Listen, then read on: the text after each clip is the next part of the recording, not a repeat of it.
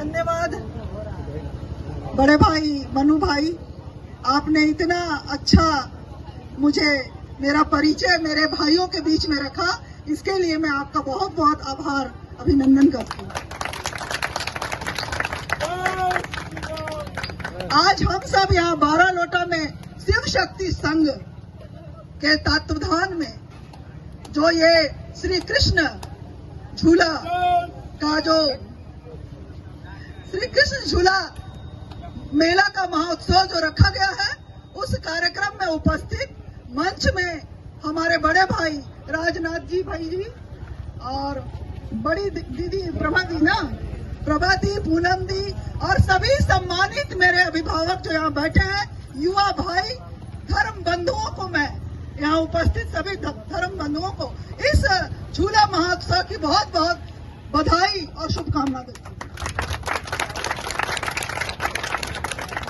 आज हम सब एकत्रित हुए हैं, पूरा देश जो ये परंपरा चला झूला महोत्सव का, इसके जो प्रेरणा स्रोत हमारे जो प्रभु कृष्ण बैठे हुए हैं, वो झूला से ही है। ये प्रेरणा के आज सावन में जो झूला हम झूलते हैं, झूला झूलाते हैं, ईश्वर के प्रति अपना आभार प्रेम जो दिखाते हैं, उसी का प्रतीक है आज ये झूला महोत्सव, जो पूरे देश विदेश हर जगह प्रभु को झूला के द्वारा हम सब उस झूला का उत्साह लेते हुए और मतलब उसका आनंद लेते हैं, कहीं न कहीं प्रभु को धन्यवाद देते हैं।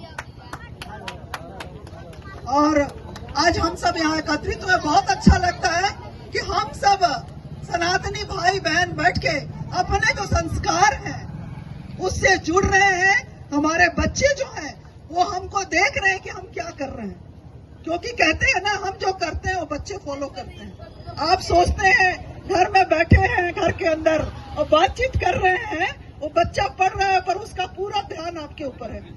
इसीलिए हम आज अपने सभी युवा भाइयों को मैं कहना चाहूंगी कि अपने घर का भी एक मर्यादा संस्कार रखिए, क्योंकि आज जो आप उनको देख रहे हैं, कहते हैं ना, चुपके से कोई फॉलो कर रहा है आपको। जो आने वाला समय में जैसे संस्कार हम अपने घर का, जैसा वातावरण हम अपने घर का रहता है, क्योंकि बीज जो है वो बचपन में ही बोया जाता है, वो संस्कार बचपन में ही बच्चों को मिल जाता है। बाद में जब हम बड़े होते हैं हम कहते हैं कि ये ऐसे वो कैसे गए, तो कहीं ना कहीं वो कारण हम होते हैं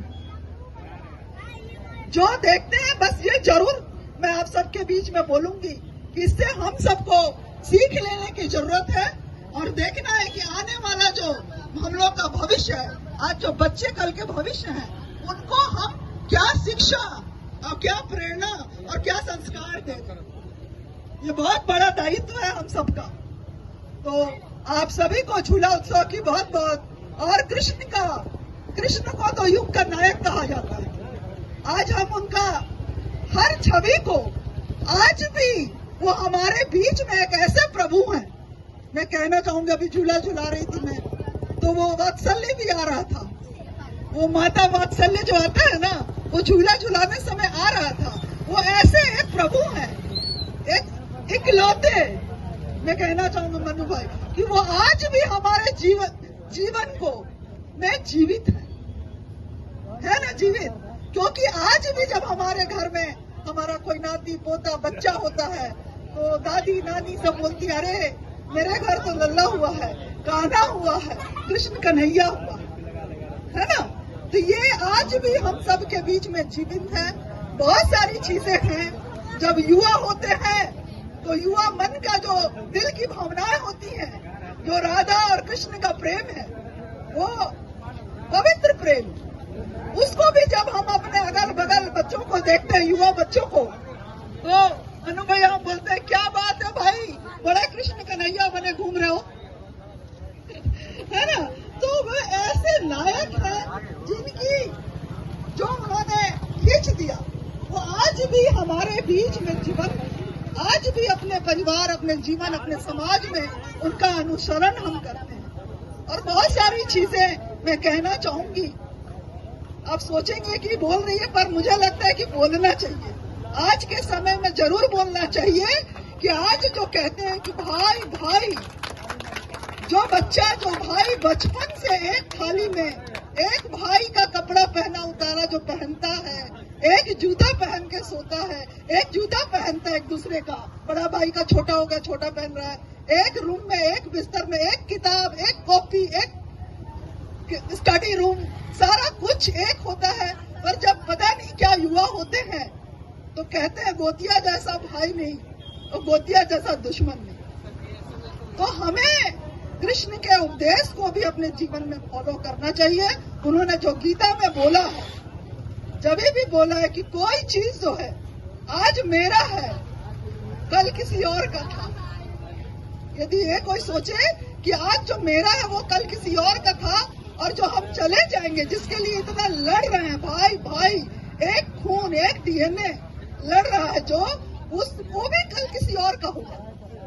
तो आज का ये प्रेम क्यों खत्म कर रहे हैं? किसके लिए खत्म कर रहे हैं? कम से कम वो बचपन का प्रेम, वो बचपन, माता पिता को बहुत दुख होता है। मैं बता रही हूँ, जो माता पिता जनक होते हैं ना, जो अपने बच्चों को एक साथ झूला में झुला के, एक जगह सुला के, एक थाली में खिला के जब वो बड़े करते हैं और बच्चे जब एक दूसरे के जानी दुश्मन बन जाते हैं, तो आप समझ सकते हैं कि उस अभिभावक में क्या बीतता, कि कहा मैंने क्या भूल किया।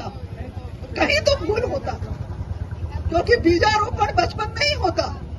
हम जब बात करते हैं आपस में, अरे चाचा को देखे वो ज्यादा ले लिए, चाची को देखे मलम्मा ऐसे बोल रही थी, वो सुन रहा है। हम तो सोच रहे हैं कि बहुत साधारण सी बात है, पर कहीं बीज रुका रहा है।